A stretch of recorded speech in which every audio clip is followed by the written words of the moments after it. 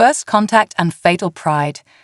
The Galactic Empire's flagship, Eternal Dawn, emerged from hyperspace at the edge of the Sol system, its crystalline hull gleaming like a newborn star.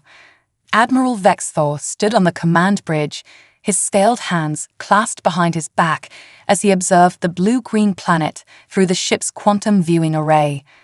After 10,000 years of expansion, the Empire had conquered over 300 species across 12 galaxies. This would be just another routine acquisition. Preliminary scans complete, Admiral, announced First Observer Kyra, her bioluminescent spots pulsing with excitement. The species calls themselves humans. Technology level, pre-spacefaring. They've barely reached their own moon. Primary weapons, kinetic projectiles and chemical explosives. No energy shields, no quantum drives, no neural networks. Vexthor's upper lip curled in what passed for a smile among his species. Primitive, even by Protectorate standards. Send the standard greeting package. Let's see how quickly they surrender. But Central Intelligence Officer Mirox, the youngest of the bridge crew, noticed something odd in the data streams. Admiral, there's an anomaly in their historical records. Their military development pattern doesn't match any known species profile. Explain, Vexthor commanded, though his tone suggested mere formality rather than genuine interest. Most species develop weapons in a linear progression: spears, projectiles, energy weapons, quantum arsenals. But these humans, they developed thousands of variations within each category. They have over 40 different combat disciplines just for unarmed fighting. Their tactical databases are enormous. That's what happens when you progress slowly, Vexthor dismissed. They had more time to play with primitive weapons, nothing more. The Empire's greeting transmission went out on all frequencies, translated into every human language their computers could decode. The response came within minutes, a single human female appearing on their primary viewing screen. She wore a simple blue uniform with minimal decorations, her dark skin contrasting with short silver hair. "I am Director Sarah Chen of the Earth Defense Council," she announced, her voice calm, but carrying an edge that made Mirox's spots pulse with anxiety. "On behalf of humanity, we welcome peaceful contact with the Galactic Empire." Vexthor stepped forward, his 12-foot frame dominating the transmission. "Your submission to the Empire is noted and appreciated, Director Chen. Our protection protocols will begin immediately." "I'm afraid there's been a misunderstanding, Admiral," Chen replied, showing no reaction to his impressive stature. "I said we welcome peaceful contact. Earth is not submitting to anyone." A ripple of amusement passed through the bridge crew. Vexthor himself let out a sound somewhere between a hiss and a laugh. "Director, perhaps you don't understand. We have over 10,000 warships. Each one carries enough firepower to reduce your largest cities to ash. The Empire offers protection, not choice." Chen's expression didn't change, but something in her eyes made Mirox's survival instincts scream. "Admiral, we've studied your Empire's expansion patterns. You've never encountered humans before. For your own sake, I strongly suggest you review the data package I'm sending before making any decisions." The data streamed into their systems, images and videos of human warfare across centuries. Most of the bridge crew ignored it. They'd seen primitive combat footage from hundreds of worlds. But Mirox watched, and with each passing moment, her spots pulsed darker with growing concern. "Admiral," she ventured, "their combat evolution is unusual. They don't abandon tactics when they develop new technologies. They integrate everything, and their adaptation speed." "Enough," Vexthor cut her off. "Director Chen, you have one planetary rotation to submit, or we will demonstrate the Empire's power. The strong protect the weak. This is the way of the universe." Chen sighed, and for the first time, genuine sadness crossed her face. "No, Admiral, the strong survive. That's the way of the universe. And humanity has survived everything this planet has thrown at us for hundreds of thousands of years. We've survived ice ages and asteroids, plagues, and our own worst mistakes. We've survived ourselves, Admiral. That's something your empire has never had to do." She leaned forward, and now there was steel in her voice. "This is not a plea, Admiral. This is a warning. Look at our history. Really look. We've spent our entire existence fighting. Ourselves, nature, anything that threatened us. We've gotten very, very good at it. If you force this conflict, you won't be fighting some primitive species. You'll be fighting an entire planet that has turned warfare into an art form." Vexthor dismissed her with a wave of his hand. "You have one rotation. Choose wisely." The transmission cut off. In the silence that followed, Myrock spoke again, her voice barely a whisper. "Admiral, in the historical footage, I've never seen anything like their tactical adaptability. They don't just fight with technology. They fight with everything: terrain, weather, psychology. There's something about their pattern recognition and strategic evolution that—" "Launch probe drones," Vexthor commanded, ignoring her completely. "Map their military installations. Prepare target solutions. Tomorrow, we'll show them what real warfare looks like." As the bridge crew rushed to obey, Myrock stared at the final image from Chen's data package. A simple quote from an ancient human military text. "The supreme art of war is to subdue the enemy without fighting." She had a terrible feeling they were about to learn exactly what that meant. The warning. Inside the Earth Defense Council's Himalayan Command Center, Director Chen watched the Empire's probe drones scatter across Earth's atmosphere. They moved in predictable patterns, just as the xenanthropologists had said they would. The Galactic Empire had grown too comfortable with its technological superiority. "All stations reporting ready, Director," announced General Marcus Rodriguez, his weathered face illuminated by holographic displays. "Operation Echo is in position, waiting for your word." Chen nodded, her eyes never leaving the tactical display. "How many drones have taken the bait?" 87% are focusing on our decoy installations. The remainder are scanning population centers, just as predicted. Rodriguez allowed himself a small smile. Overconfidence makes for poor intelligence gathering. The command center hummed with quiet efficiency. For 50 years, humanity had prepared for this moment. Since the first detection of the Empire's expansion patterns, Earth's nations had worked in secret, building defenses that no alien race will expect. "Director," called out Dr. Emmett Potel from the Xenobehavioral Analysis Station, "the Empire's scan patterns suggest they're particularly interested in our missile silos and aircraft carriers." "Of course they are," Chen replied. "They're looking for what they expect to find. Show me the Artemis grid status." A new hologram sprang to life, displaying a complex web of satellites and orbital platforms. To the Empire's sensors, they appeared to be simple communication relays and weather monitors. The truth was far more interesting. "Message from the Security Council," Director Rodriguez announced. "They're getting nervous about the civilian evacuation protocols." Chen turned to face the assembled command staff. "Remind them that we've drilled this scenario for decades. The underground arcologies can shelter 90% of the population within 6 hours. The remaining 10% are already in hardened military installations or mobile units." "The Empire's making another transmission," announced Communications Chief Jackson. The main screen lit up with Admiral Vexthor's imposing figure. "Director Chen, our probe drones have completed their survey. Your military capabilities are quaint. Do you wish to revise your position on Imperial protection?" Chen's response was measured, almost gentle. "Admiral, I see your drones have found exactly what you expected to find. Did any of your analysts wonder why a species that spent centuries perfecting submarine warfare suddenly abandoned underwater bases? Or why a culture that mastered Arctic combat has no installations in Antarctica?" For the first time, Vexthor's confidence wavered slightly. "Your psychological tactics are noted, Director, but irrelevant. Your primitive projectile weapons and chemical explosives cannot harm our ships."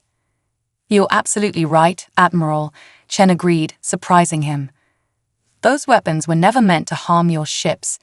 They're relics we maintain for the same reason we keep ancient castles, to remember our history. But since you're so interested in our military capabilities, let me share something with you. She nodded to Rodriguez, who transmitted a new data package. This is footage from what we call the Challenger Deep tests. Since you're so advanced, I'm sure you can appreciate what happens when you detonate an antimatter catalyst at the bottom of an ocean trench. The bridge crew of the Eternal Dawn watched in stunned silence as the footage played.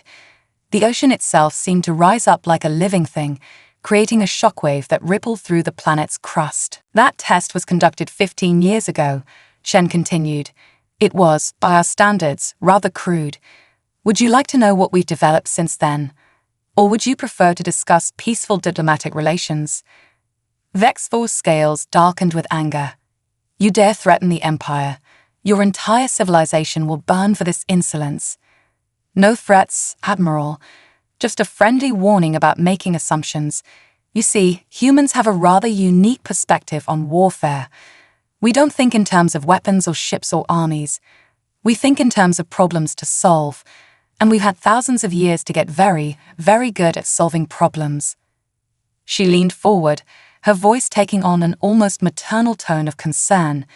You scan our planet looking for military bases, but did you ever wonder why we have so many civilian research stations studying marine biology? Or why we maintain such extensive networks of weather satellites? When you live on a death world, Admiral, you learn to hide your teeth. The transmission ended, leaving the Empire's bridge in uncomfortable silence. On Earth, Chen turned to her staff. They'll attack at dawn, she announced. It's what they always do. Tactical supremacy through predictability. She allowed herself a small, sad smile. Begin Operation Echo. Let's show them why humans don't fight fair. In orbit, young Mirax stared at her data screens with growing horror. The Empire's sensors were detecting massive energy signatures emerging from Earth's oceans, from deep underground, from locations that had registered as empty space just hours ago. And in her mind, another human quote from their historical database kept repeating, "All warfare is based on deception." The humans hadn't been developing weapons to fight the Empire. They'd been developing ways to turn their entire planet into a weapon, and the Empire had just threatened to burn it. When heaven turned to hell, dawn broke over the Pacific Ocean as the Drachnid Empire's fleet moved into attack formation. 10,000 ships, each carrying enough firepower to level a continent, arranged themselves in the Empire's classic spear of dawn configuration. It was a formation that had broken the will of hundreds of civilizations. Admiral Vexthor stood proudly on his bridge, launched the first wave, standard orbital bombardment pattern, let them witness true power. But on Earth, in the depths of the Himalayan command center, Director Chen watched the enemy formation with an expression that bordered on pity. They never did review those historical records properly, did they? She asked. General Rodriguez shook his head. Negative. Their analysts dismissed most of it as primitive posturing. They focused entirely on our visible military assets. Then they never saw the Jakarta Doctrine, Chen said softly. Initiate Operation Echo. All units execute Protocol Thermopylae. Across Earth's oceans, something extraordinary began to happen. The water itself seemed to come alive, swirling in patterns that defied natural fluid dynamics. Thousands of hidden installations, disguised for decades as underwater research stations, activated simultaneously. In orbit, Mirax was the first to notice. Admiral, detecting massive gravitational anomalies. The planet's oceans are moving. Humanity's first counterattack didn't come from weapons. It came from science. Decades of research into gravitational manipulation, masked as marine biology studies, had given Earth control over its oceans. Now, those oceans rose up in coordinated ways, each carrying millions of tons of water into low orbit. Impossible, Vexthor breathed as he watched walls of water rise into space. Their technology level, they couldn't. The water didn't need to reach the Empire's ships, it just needed to reach the upper atmosphere, where it flash froze into massive ice clouds. Clouds that effectively blinded the Empire's targeting systems. Secondary signatures detected, Murux shouted. Multiple launches from everywhere. What the Empire had dismissed as weather satellites revealed their true nature. Each one split open, releasing swarms of tiny autonomous drones. Not weapons, the humans knew better than to try matching the Empire's firepower. Instead, each drone carried something far more dangerous: information. The swarms infiltrated the Empire's ships through every possible entry point, bypassing shields calibrated to stop energy weapons and projectiles.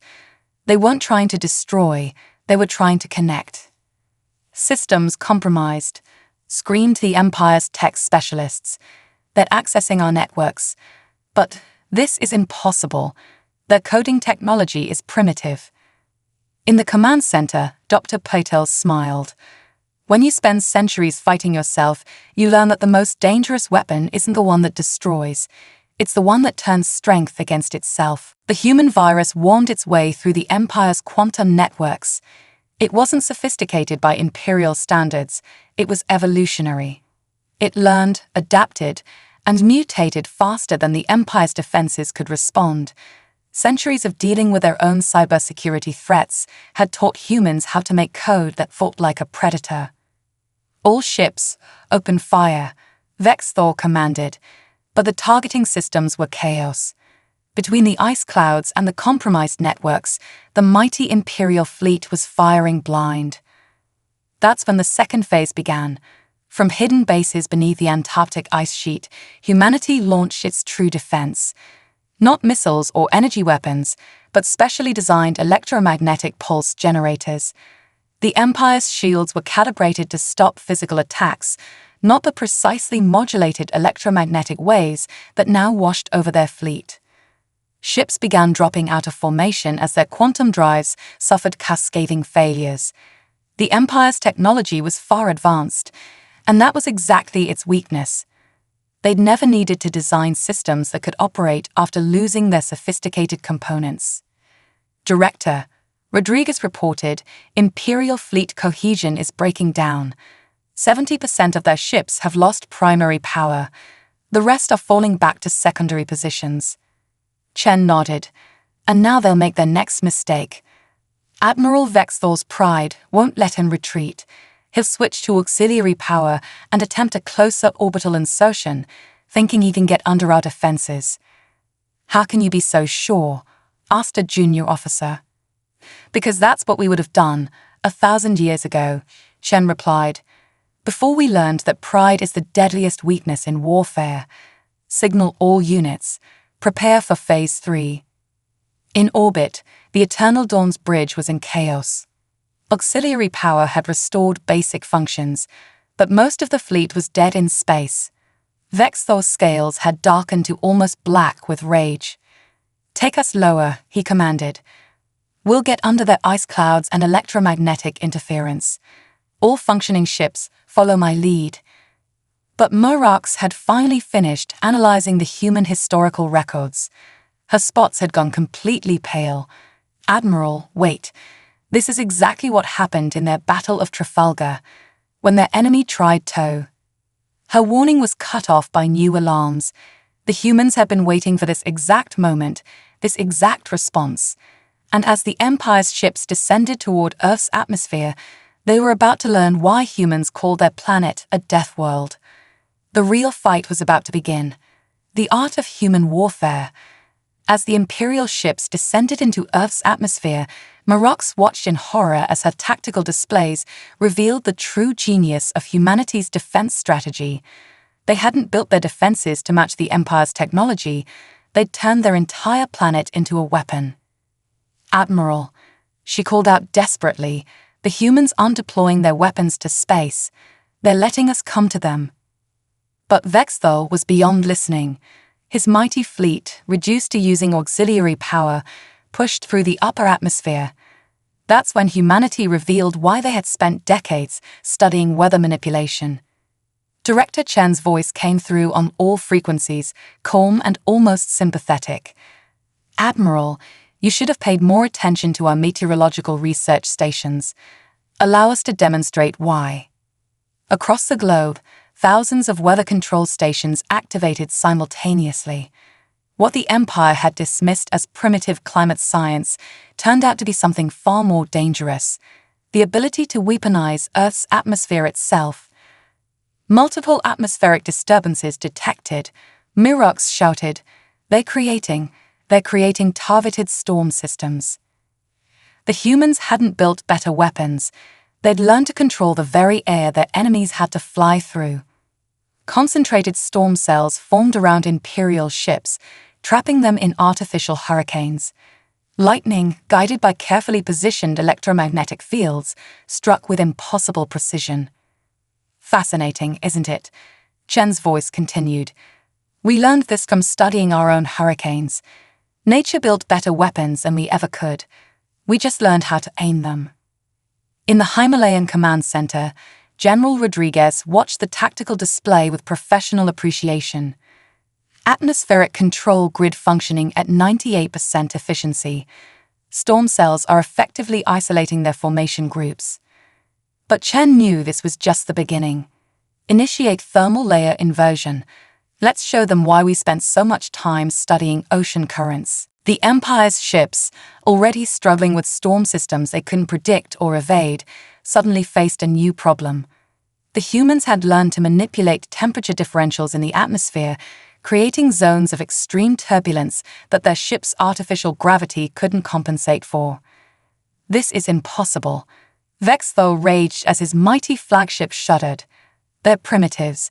They can't have this level of environmental control." But they did, because humans hadn't tried to build bigger ships or stronger weapons. They'd spent centuries learning to understand and control their own violent world. Now they were using that knowledge with surgical precision. "Phase 4, Chen ordered. Deploy the Leviathan Protocol." Deep beneath the Pacific Ocean, massive underwater installations began pumping superheated water into carefully positioned vents. The Empire had assumed Earth's volcanic activity was natural. They never considered that humans had learned to control that too. Thermal plumes rising from the ocean floor, Mirox reported, her voice shaking. "They're creating artificial convection currents. The entire atmosphere is becoming a weapon." The Empire's ships found themselves caught in a three-dimensional trap. Above, ice clouds blinded their senses. Around them, controlled storm systems isolated and battered their formations. Below, precisely managed thermal currents created air conditions that made stable flight almost impossible. "You see, Admiral," Chen explained, her voice still carrying that note of patient instruction, "we learned long ago that the most powerful weapons aren't the ones you build. They're the ones that already exist naturally. You just have to learn how to use them." In the command center, Dr. Potel's xenobehavioral analysis painted a clear picture. The Empire's command structure is breaking down. They've never faced an enemy that didn't try to match their technology. They don't have protocols for this kind of warfare. Chen nodded, because they never had to fight their own planet to survive. They never learned that the environment itself can be your greatest ally or your worst enemy. She turned to Rodriguez. "Status of the Atlantis platforms. Ready on your command, Director. Initiate final phase. Let's show them why we built those civilian underwater habitats." As Mirox watched in disbelief, new energy signatures began emerging from Earth's oceans. The humans hadn't just learned to control their environment. They'd built an entire hidden civilization underwater, waiting for this moment. "Admiral," she whispered, "I understand now. Everything we thought was primitive. They were letting us think that. They're real technology, they're real weapons. They're not in space. They're everywhere."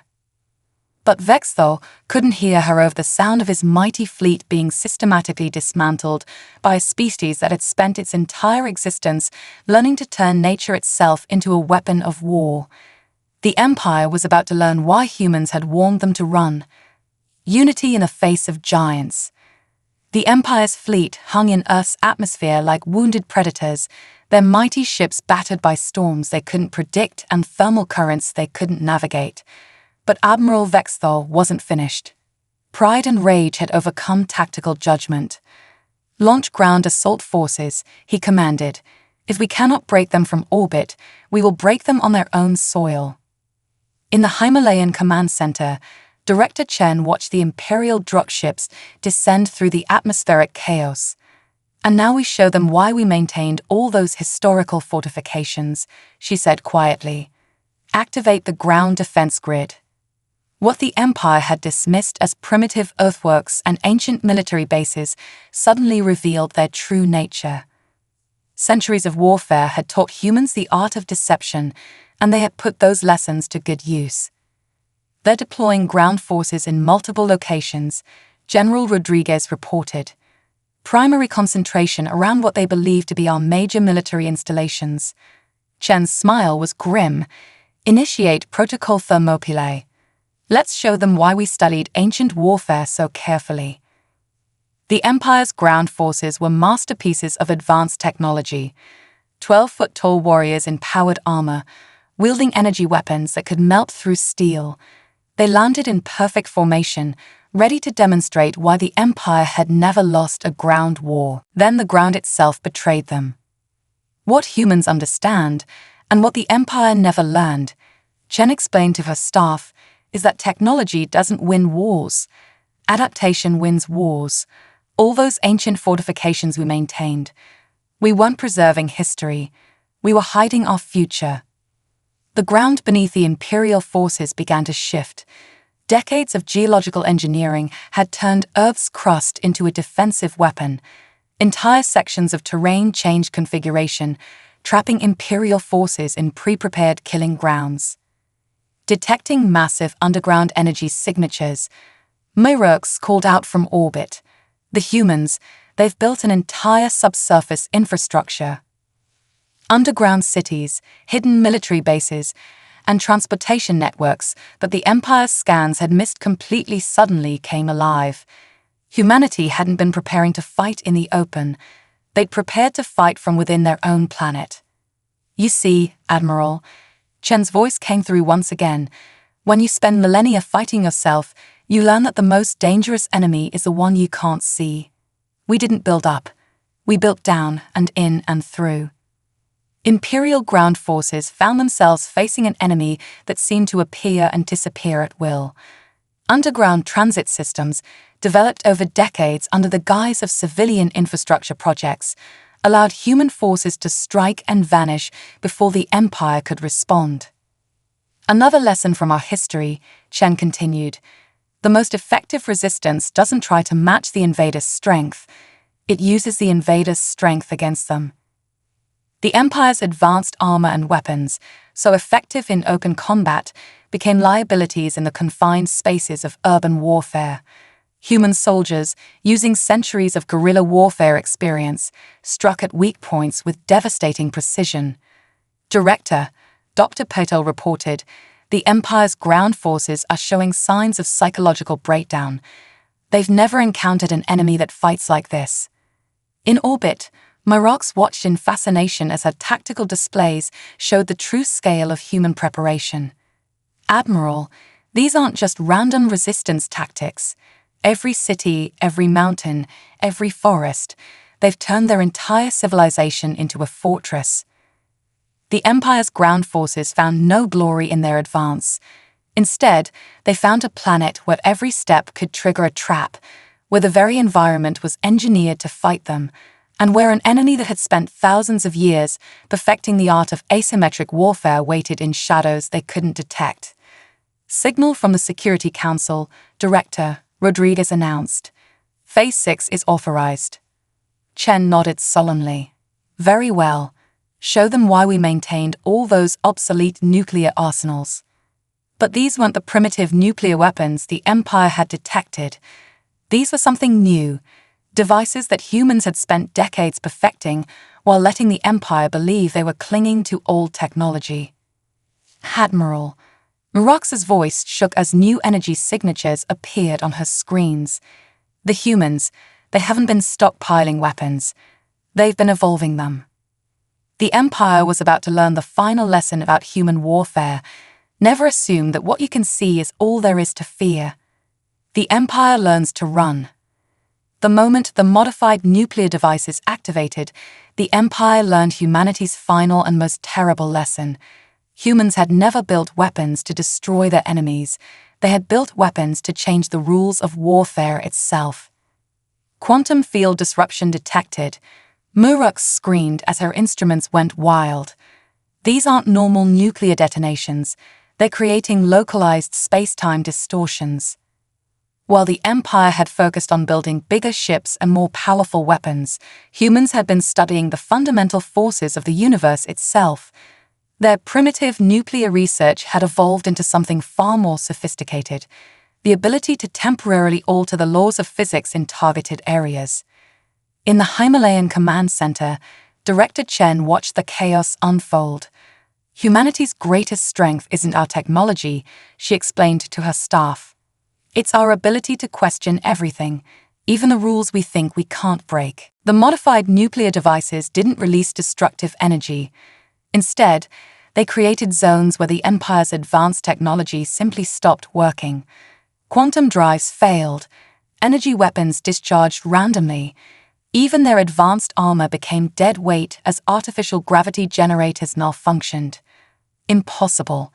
Vexthor raged as systems across his fleet began to fail catastrophically.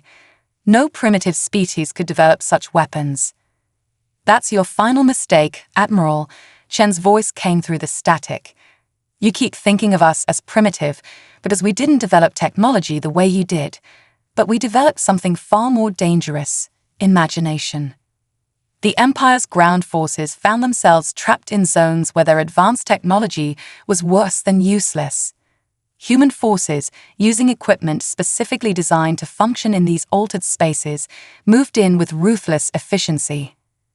Director Rodriguez reported, Imperial forces are falling back globally. Their command structure is completely compromised. In orbit, Murux finally understood the full scope of human military evolution. Admiral, she said, her voice barely a whisper, I've finished analyzing their historical combat data. This isn't just about technology. Every war they've ever fought, every battle they've ever won or lost, they learned from all of it. They've spent their entire history preparing for this moment.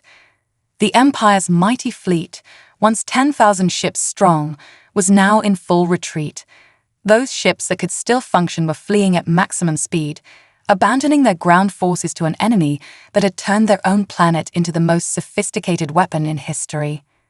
Send the final transmission, Chen ordered. Her message reached every Imperial ship, every ground unit, and every Imperial world within range.